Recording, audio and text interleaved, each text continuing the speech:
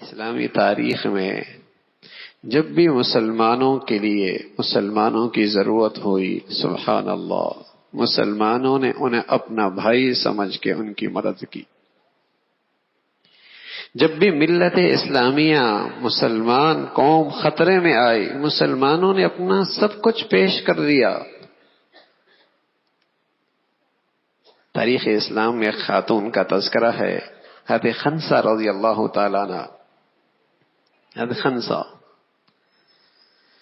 اپنے سینے میں بڑا درد بھرا دل رکھتی تھی۔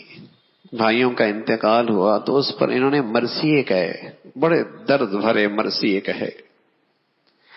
لیکن جب اپنا بیٹا جوان ہوا اور بات ملت اسلامیہ کی آئی، مسلمان کی حفاظت، تحفظ، اسلام کی بات آئی، تو اپنے بیٹے سے کیا کہا؟ بیٹے اب تم جوان ہوئے ہو، اور میں نے جو تمہیں پالا ہے آج کے دن کے لیے پالا ہے،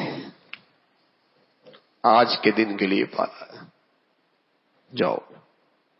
اللہ کی شان، دوسرے کے بیٹے کو بلایا، کہا بیٹے تمہیں بھی میں نے آج کے دن کے لیے پالا ہے، معاملہ اسلام کا ہے، معاملہ ملت اسلامیہ کا ہے، جاؤ۔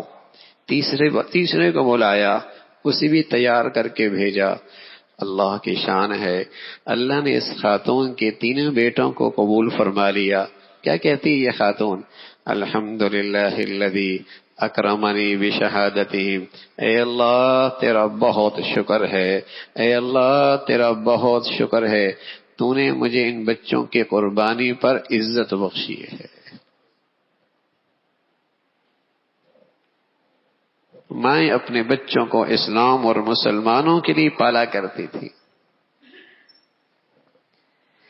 میں اپنے بچوں کو ملت اسلامیہ کے لیے پالا کرتی تھی، خود غرض نہیں کہ اپنی زندگی بھی اپنے لیے، بچوں کی زندگی بھی اپنے لیے، کہ اس نے ہمارے لیے کچھ نہیں کیا،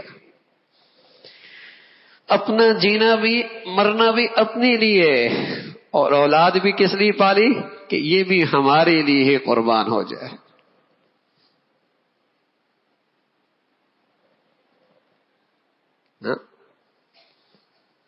کیوں پال رہے ہیں اولاد کو؟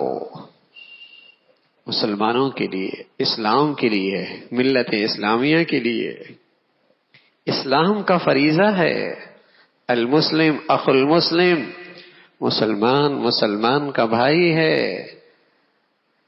ظلم نہیں کرتا مسلمان پر، مصیبت کی گھڑی میں، آزمائش کی گھڑی میں اسے بے یار و مددگار نہیں چھوڑتا، جو اس سے بن پاتا ہے اس کی مدد کرتا ہے، قلم سے مدد کرتا ہے، صلاحیتوں سے مدد کرتا ہے، آواز لگا کے مدد کرتا ہے، جو اس سے ہو سکتا ہے اپنے بھائی کے لیے کھڑا ہو جاتا ہے۔